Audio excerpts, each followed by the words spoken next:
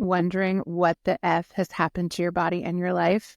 You're in the right place, my friend. Welcome to Season 3 of Transforming 45, where we dive into the incredible stories of how brilliant humans are navigating the midlife squeeze with courage, passion, and a healthy dose of humor. Don't miss out on any of our heart-led episodes. Hit the subscribe button, leave a 5-star review, and if you're inspired, share an episode you love with a friend.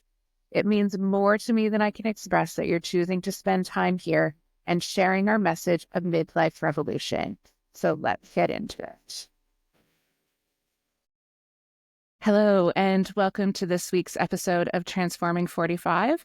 This week, I am thrilled to welcome Karen Muldoon to the podcast. She is a colleague from across the ocean.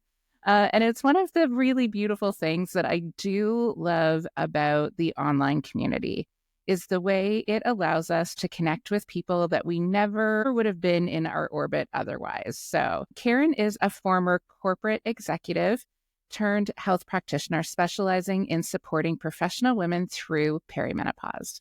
With over 25 years of experience in the technology sector, including leadership roles at prominent companies such as Salesforce, Thomson Reuters, and Zendesk, Karen brings a unique perspective to her current work. Karen's transition from the corporate world to health advocacy was prompted by her own challenging experience with perimenopause, which ultimately led to her decision to leave her executive career. This personal journey, combined with her extensive background in high-pressure professional environments, makes her uniquely qualified to understand and address the needs of women navigating similar paths. Karen, we are going to have so many things to talk about. Welcome to the show, and I'm so glad that you are here today. Thank you, Lisa. I'm delighted to be here. All right, so let's start at the beginning. Karen, tell us, who are you and how did life introduce you to this version? So to really kind of build on what you said, Lisa, in terms of kind of, my journey and my career, it's really more like 30 years in tech. I started out actually in quite a technical role as a programmer, didn't call them developers back then, right? So, it evolved into many different areas within the different technologies, into the SaaS world, into bigger and larger companies, I lived in LA, I lived in San Francisco, I now live in London, I'm from Dublin. So I had like an amazing journey in tech, and I got to see the highs and the lows, and I loved every second and got to meet amazing people. And then I would say I've always had an interest in well-being. I've always just someone who's, really been into my working out, eating well. It's just something I've explored, something I was really into when I was younger as well. But life took me on a different path in terms of my career. But I never never lost that passion for health. And then 2020 kind of caught me by surprise for many other than the obvious reason. But perimenopause came on very strong during that time.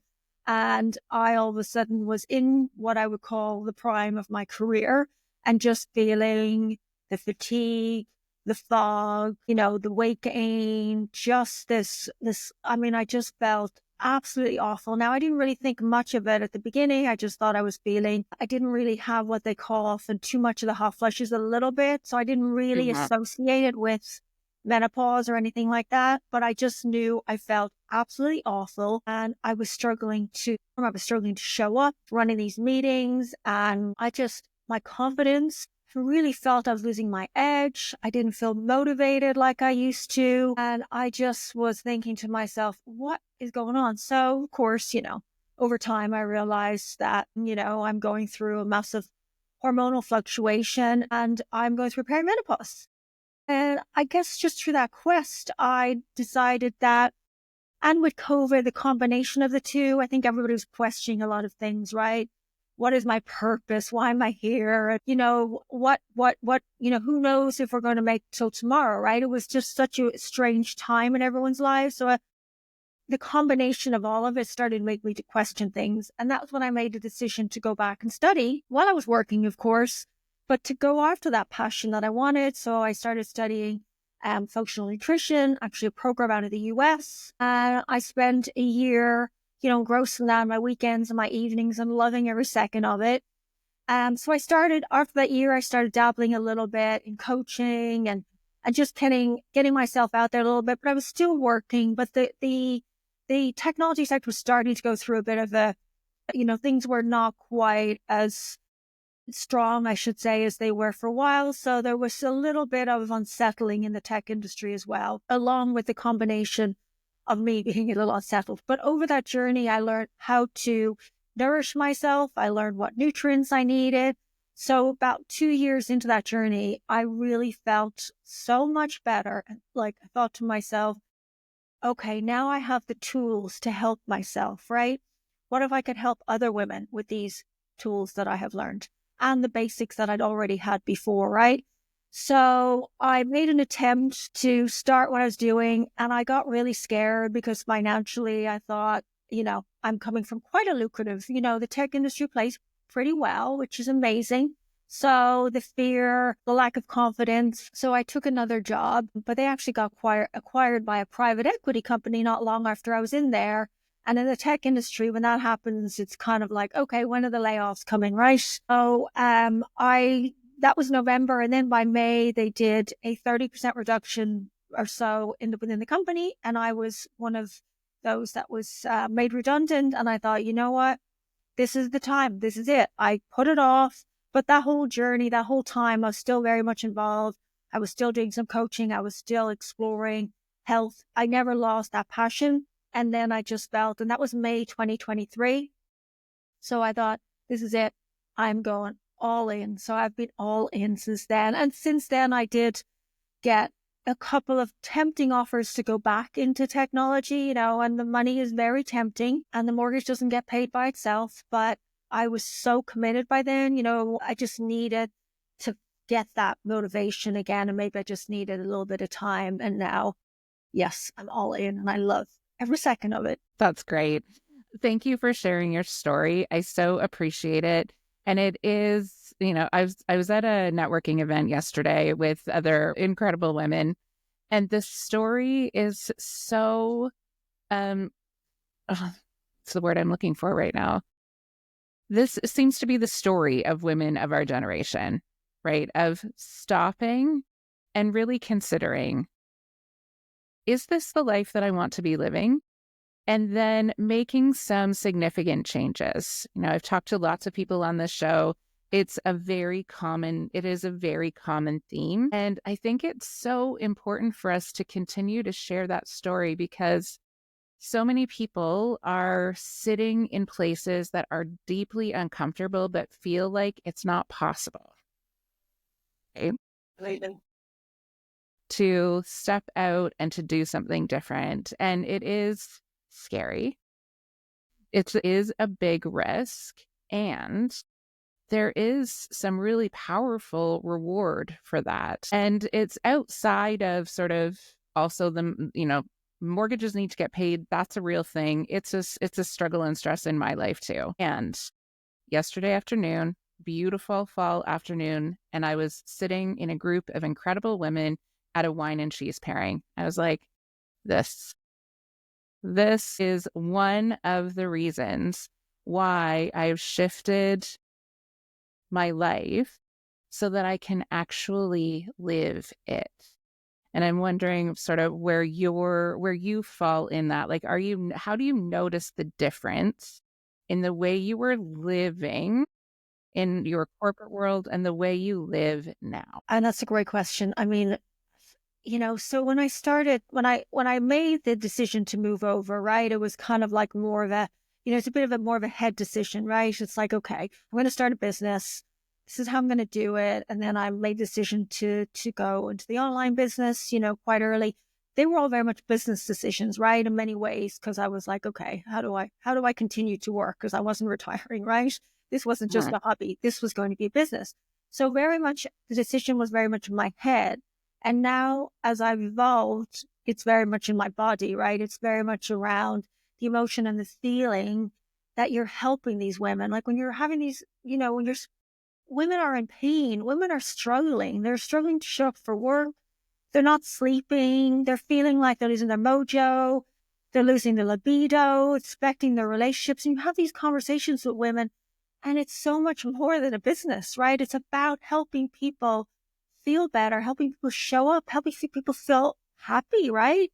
There's, Mhm. knowing that when you've woken up after a crappy night's sleep, we all know it too well. You just don't feel good. You don't even, it even just puts you in a bad mood.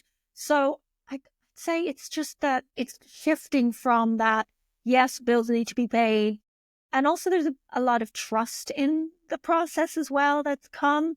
That's taken time for me for sure, because I'm also probably a little bit more in, from my industry and all that. I'm like, okay, where's the pipeline? Where's all that? And I've just removed myself from all of that. And I thought, I'm here to serve these women. I'm here to help them. And the money will come as the money comes. But for now, this is what I focus on. And this is what I do. And when I have those conversations every day, um, it just makes it all worthwhile, right? And I know that I am here to help these women. I know that I can help them too. There's also a little bit when you start out, that imposter syndrome, right? Syndrome. Well, I know the stuff, but like, can I actually do this, right? And then you start to realize I, I can really help these women because I have gone through the journey. I have the tools, and I know how much women are confused by what's going out there. So I guess that's probably the biggest shift from thinking like in my head, right, business, to now the real, the pure reason for doing it versus the business reason for doing it. And what are the differences that you are noticing in your own health and in the way you live your daily, like how has your daily routine changed? Like, and how has that sort of fed the Right. changes, the shifts and changing that you're seeing in your own health and well-being? So that's been very interesting because, I think so many of us there's so much conditioning that goes on, right? In the, especially since the Industrial Revolution, we should work at a certain time. We should have lunch at a certain time. We do all this. We work between Monday and Friday. And I've started to really think so much about how we are so programmed to function in a certain way. And we're not designed that way. We're not designed that way. Now, do I work Saturday? Do I work a lot? I probably do, right? Because it's also, I'm doing what I love and I'm building something here. But for me now, having that flexibility is amazing. So, like you said, I live in London. Sometimes the sun doesn't shine. A lot of times the sun doesn't shine. When the sun shines, what am I doing? I'm out there in the parks enjoying that.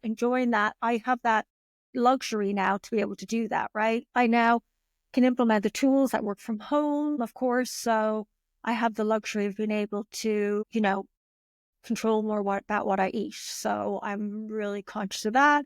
And that's one of the challenges that I talk to women all the time about. It's that, especially, I'm speaking from the tech world because that's most of my experience, but, especially in the sales world, it's quite a high pressure, a bit of a hustle culture. It's, you got your month end numbers, your quarter end, your year end. There's always a number, right? There's always an end of something. And so you have to keep showing up. And those days you don't feel like showing up, there's often no room for that. Now we are improving. The conversations are there now, which is great. But I still think we have a lot of work to do. And actually, it's not even just for women in that regard. I think we have a lot of women to do for human nature in general around that. Because I think, when you look at LinkedIn, burnout is one of the biggest subjects you see people talking about all the time. It's not just women, right? So we have to get beyond this money, conventional way of thinking of how we need to work. And that has such a huge impact for women in this time of their life, particularly, right? Because their needs are different. They need to nourish their body in a different way, right? And yes, we all need to eat a certain way. We all need to eat healthy, but you could probably get away with some things before, right? Like I spoke to a woman the other day and she's like, I eat well. I said, well, give me a day in the life of what you're eating. And she said, well, I had a banana for breakfast, which is, banana's like healthy, right? It's not fast food. She's not eating some protein bar that's full of sugar. it's a natural food. But is that enough for a woman in perimenopause? Absolutely not, right? So there's so much that they need to be able to nourish their body, and having the tools and having the flexibility to not need to run out. Or maybe there's that sales conference they got to fly to, and they're going from 8 o'clock in the morning to like 10, 11 o'clock at night with dinner. And okay, maybe allowing a little bit of room and the workplace shifting, I think, for everyone. But let's just start with use it, perimenopause time, I think it is. And I guess just back to your question, you got me on a tangent. Sorry about the workplace. No, it's But just, I guess for me, it's that beauty of being able to design my own life around my schedule and being able to, and then that gives me, then I can then give more, of course, to my clients, right? Because I'm living the life that I am telling them that, which is good for nourishing the hormones. So having that flexibility, being able to see family, and just being able to do things that I wouldn't be able to do. There's more I could think of, but that's what I'm just thinking off the top of my head. Yeah, no, thank you. I so relate to when you were talking about the way we work in the Industrial Revolution, like going back to that really deeply colonial and patriarchal structure that it is detrimental for everyone. Like, yes, we approach this from, a perspective of humans who menstruate. Like that's our wheelhouse, our skill level. And when that improves, it improves working conditions for everyone and shows a different way for everyone. And it's so deeply ingrained in me. I mean, the Industrial Revolution is the foundation that the education system is built on, because the education system was built to create workers for the Industrial Revolution. And so when I think about 2 years ago, I was getting up at 5:30 in the morning to get my workout in, to then get the dishes, the dishwasher emptied, to make sure that my kids were up and getting themselves ready to go. I would be out the door by 7:30 because my school day started at 8:20. So I'm out the door at 7:30, getting prepped on the stage. Suddenly, kids come in, you're on. Lunch comes, there's recess duty generally that has to be done. Maybe I get a little bite of something at that point, maybe not. You're back on stage again. Ooh, also have to go to the bathroom at that point, at some point as well. Back on stage again, a little bit of time to eat. Also, while you're prepping and trying to get ready for the last block of the day. Last block of the day happens. That is finally when I get a chance to breathe. So from, 5:30 in the morning until 3 p.m., it was like being shot out of a cannon.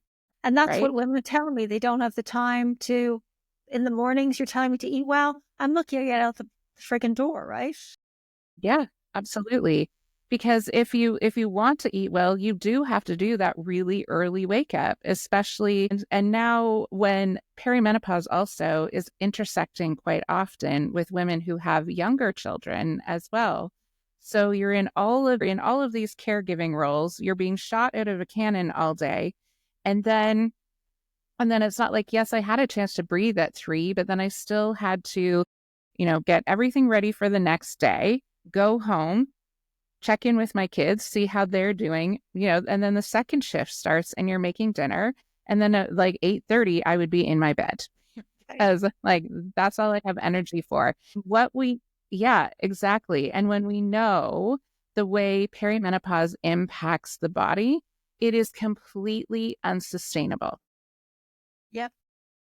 Which is exactly what happened to me. Right.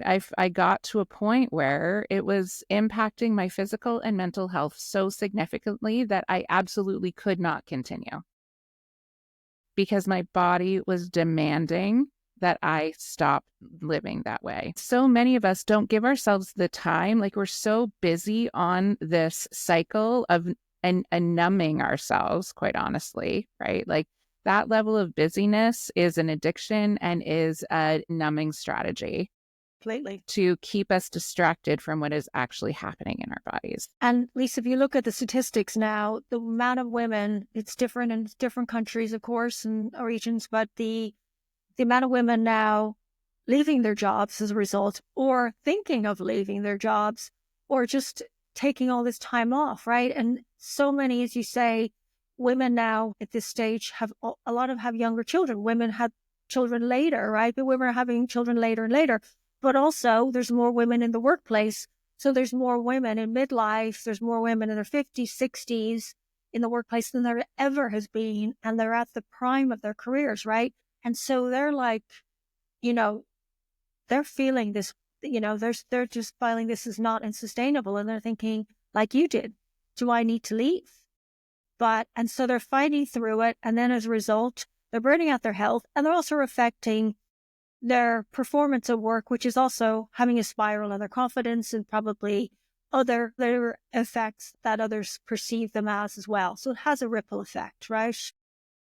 Yeah, absolutely. And in Canada, the number is 1 in 10. Okay. 1 in 10 women are leaving the workforce at the peak Wow. of their careers. Wow. Yeah. Wow. Yeah, it is significant, and Horrific. it's a huge loss. And there's two things I want to talk about at the same time right now. So I'm just trying to figure out which one we're going to go with first. So the one I want to say is this. I was having this sort of back and forth with a friend on social media around when we think about perimenopause and its parallels to puberty and how we were in our teenage years. Like there's a lot of real parallels that are important to look at. And when we were teenagers, what I was saying to her was that I am yearning for the time that I had. Yes, it was still really hard, and there was still lots of pressure to like just get on with it and keep moving forward. And I didn't have the time pressures or the expectation of looking after children, partners, parents, grandparents, right? Like my body is going through just as significant a hormonal shift as it was during puberty.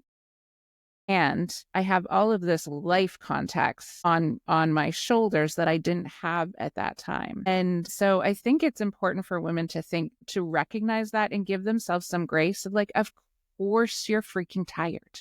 Of course you are exhausted. Your body is going through a massive renovation, and you are trying to pretend that it's not happening and still be this super strong foundation for everybody else. Absolutely. And they are, they're used to also, a lot of these women in high performing roles, they're used to being able to battle through all of that, right? So then all of a sudden they're thinking, well, I was fine before, right? Why can't I just continue to do this? And they're just going to plow through. They're just going to think, it's going to be fine. I'll be fine tomorrow. I'll just keep doing it, right? And they're not. They're hurting themselves. They're just, they need to implement some things, right, to help them, which is where we come Yes. It is where we come in because it is possible. It is absolutely possible to care for yourself. The other thing that was interesting yesterday, this was the part 2 of the 2 things I wanted to talk about at the same time. I met this woman and we were having this conversation about how perimenopause impacts you in the workplace. And her workplace, although not perfect, did something really powerful. And it was they put her into a position in which she could use all of the institutional knowledge, all of the wisdom that she had gained over her, 20, 25, 30 years with this corporation. And they made a position for her where she essentially became a fixer. So also she was in the tech industry. And they're like, your job now is to go throughout our organization and use everything that you know and all the skills that you have to find where the issues are and to fix them. And I was like, yeah, that encapsulates so much of what I know you and I both talk about, because when women walk out the door who have all of this incredible wisdom, knowledge, and skill, that organization is losing a huge asset. And if especially in all organizations suffer from this, but the tech, financial services, predominantly a male, dominated industry. And there's been so much work in the last 10 years to try to make that shift to get, there's a 30% club, all these different clubs have been created to try to when I was hiring, of course, you always hire the best applicant, but we would certainly, in recruiting, spend quite a bit of time searching to get a little bit more of a mix, right? And now, as a result, we're actually seeing some of that because of this period, and women are not getting the support they need. As you say, 1 in 10 in Canada are leaving, or they're also, even if they're not leaving, they're not feel like they're performing their best. So they're not going for the promotions. They're staying in the roles. And so you're seeing less women in senior leadership because they just don't feel like all of a sudden they're questioning so much. So all of that's making a huge shift in what we've been all trying to work so hard for. And I know organizations are still working very hard. And a lot of recent stats actually saying we're actually reverting back. So it is such an impact on everything. We all know how important diversity is, right? For not just even financial gains. There's so much data and research around how companies perform when they have a diverse talent. That's just not a gender thing as well, of course, right? But for the sake of today's conversation, we're talking about that. So it's having, so impact across in so many ways, the individual and the organization, right? Which is great. There are a lot of women and coaches and all that are coming into organizations. And so, awareness is increasing. There's more information. I think there's the only challenge, I was talking to someone recently who's an executive at a big hotel group. And she said, I never went to any of those meetings because I don't have time. They didn't have time, which is why you and I are in the online space, because they don't have time to show up to the presentations about menopause awareness. I mean, I know in my day when we had guest speakers in talking about wellness and stuff like that, even though it was my topic, I very rarely went to them. I had numbers to produce. I had, pipelines to run, forecast meetings to run. It was also frowned upon if you were seen in those meetings as well. So yes, it's great. We're having, these conversations, but are they actually being consumed by the people who need to be consuming them? Or is it a checkbox, right? Is there value to it? Yeah. And that is such an important point. And I think that actually is where we need to go in changing corporate culture. Right. Right. And that is the importance of having policy written in your organization that is very specific to meet the wellness needs of the people in your organization. And when you really break down and look at what the impacts are, when you factor in the cost of like these very expensive assets that you have supported over the years, walking out the door with all of that asset in their back pockets. When you look at the cost of what's happening with burnout, with the increased cost to benefit plans, like when we really get down to the nuts and bolts and the businessy stuff, it only makes sense to start investing in people and in their health. And so having policy in place that is very clear around when we are having speakers come in, this is what we value in this moment. And the senior leaders and the organizers, they need to make the space for employees to be able to do that without feeling like, oh, but if I do that, then I'm not going to have time for this, this, and this. Or as you said, or being seen as like, oh, look at them. They're in there taking care of their health and well-being. Because how many times?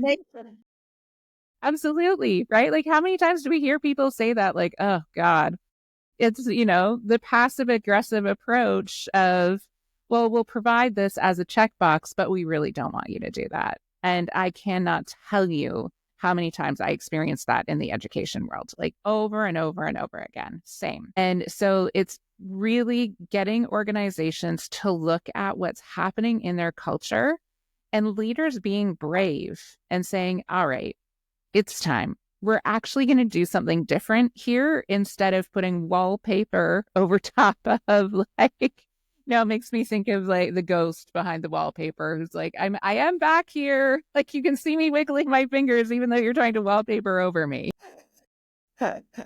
Have you had the opportunity to do any of that sort of level work with organizations? So this is where yes and no.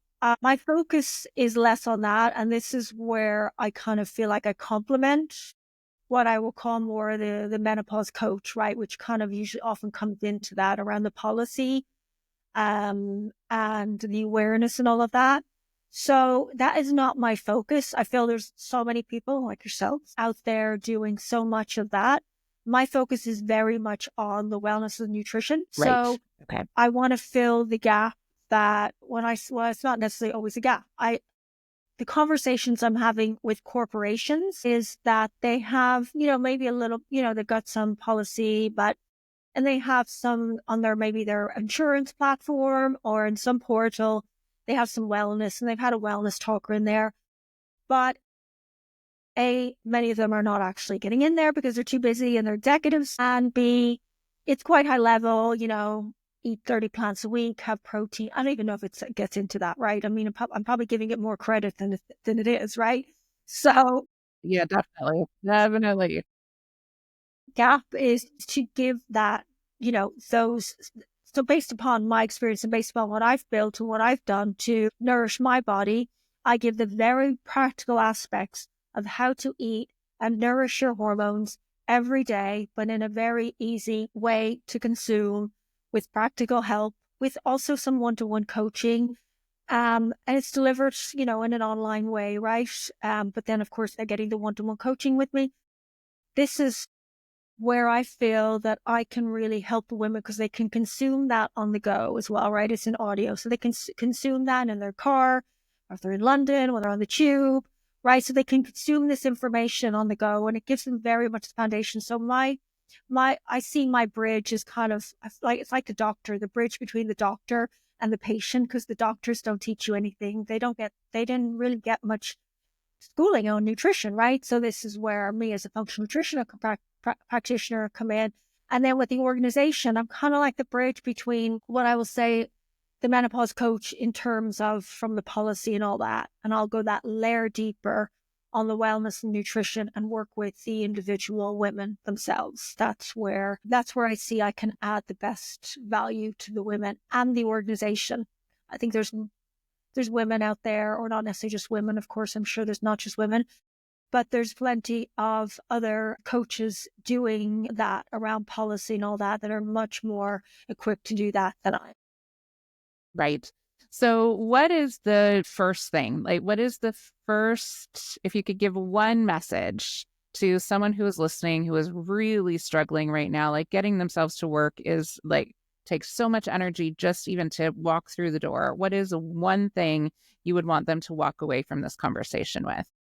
If there was one thing, eat a healthy breakfast, just that one thing. And what does healthy breakfast look like? It's not just a banana, right? It is having like so many people don't eat breakfast anymore as well because of the intermittent fasting trend. Or if they do, it's a rough breakfast, right? It's one of the meals that as you talk through your morning, it's the one thing that probably gets the least attention. And it's the one most building block of the day, having, the protein. I know everyone's tired of seeing the chat on protein, but it's true. The protein, the fat. I mean, the fat is so good for our brains, but we as women too grew up in diet culture, and there's still a little bit, not just there's a lot of scaremonger about HRT. There's been a lot of scaremongering about fat over the years. I think people are starting to realize that low fat is not better, but having that fat for your brain, having the protein, nourishing your body, having the fiber, having toast, it can be toast. It's not, bread is not bad, but making sure you're dressing the bread with things, right? And so people are like, oh, I don't have time, right? So if you're working from home, great, make yourself some eggs, toast, right? Nice with some avocado, maybe a little bit more protein because there's only 6 grams of protein in an egg. But if you're on the go, I provide lots of little recipes around things you can make, quality shakes, not buying any of those sugar-loaded protein things.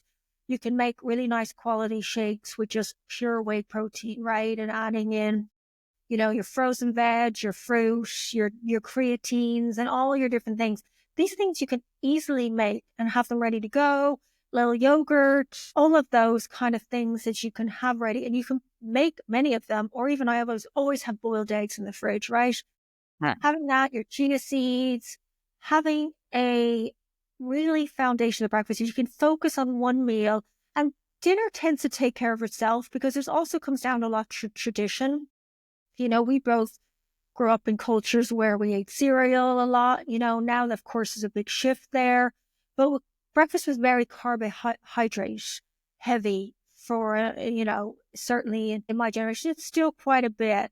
Whereas, you get to dinner, the meat, veg, and potato or carbohydrate, right, was quite Yes. traditional, which is actually ticking a lot of the boxes that one needs for every meal. But for whatever reason, we didn't seem to think that was important for breakfast. We thought you just needed and in Europe, we eat a lot of bread, but all of the time they're eating better bread than breakfast cereals, right? So we just seem to think that was okay. And then we crash because it's just pure sugar. So if I could give one tip, it's just making sure you're nourishing your body in the morning. And if you can't eat within the first hour, take something with you, right?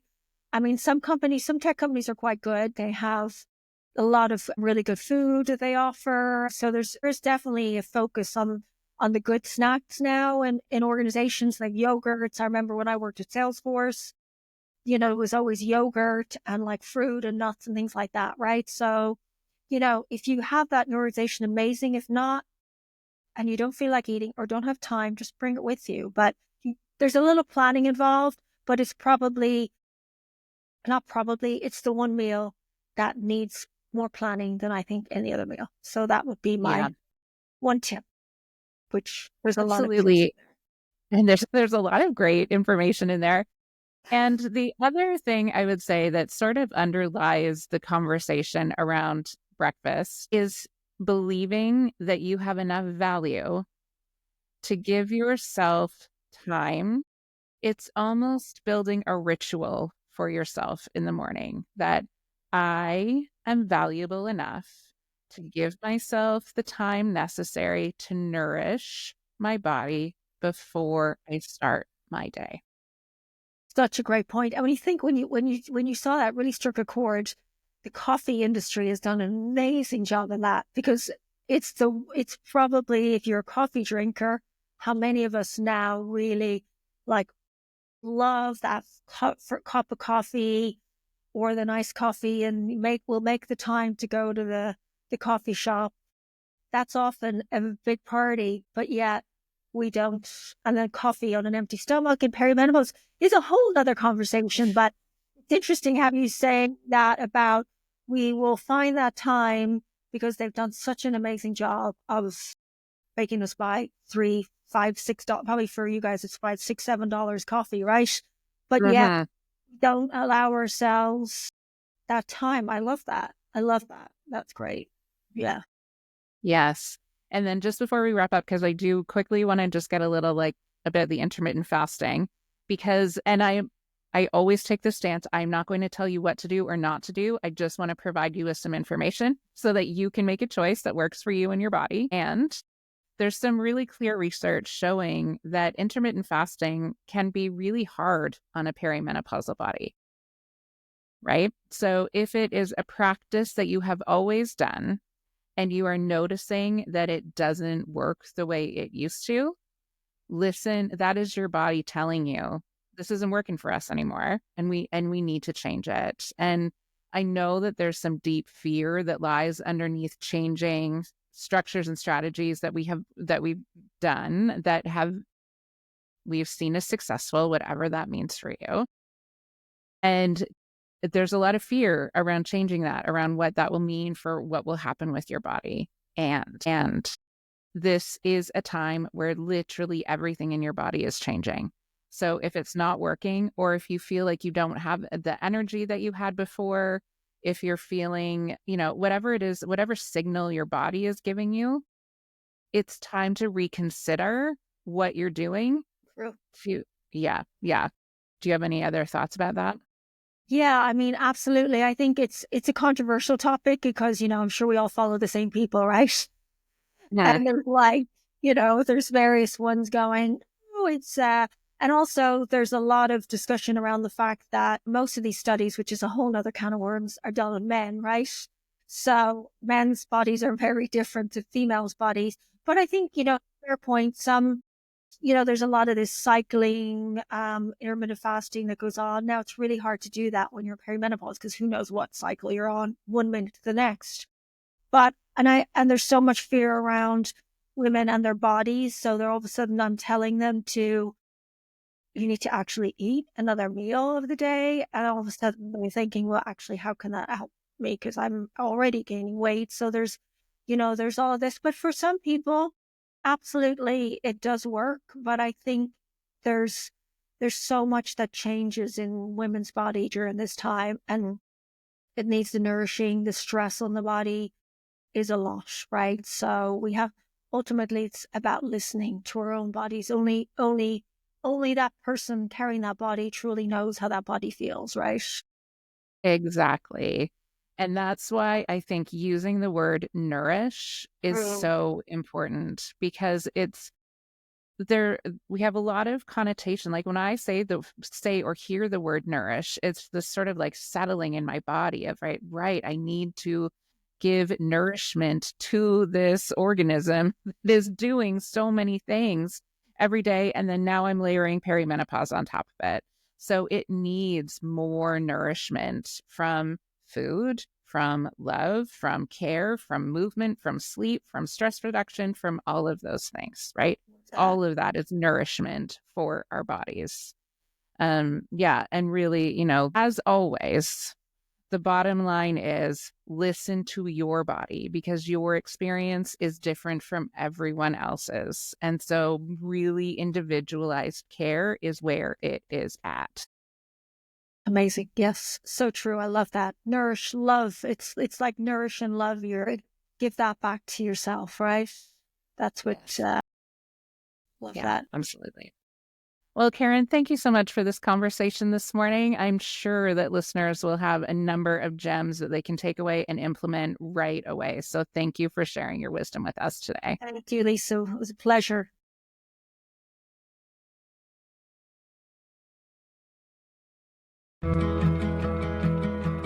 Thank you for being part of the Transforming 45 community.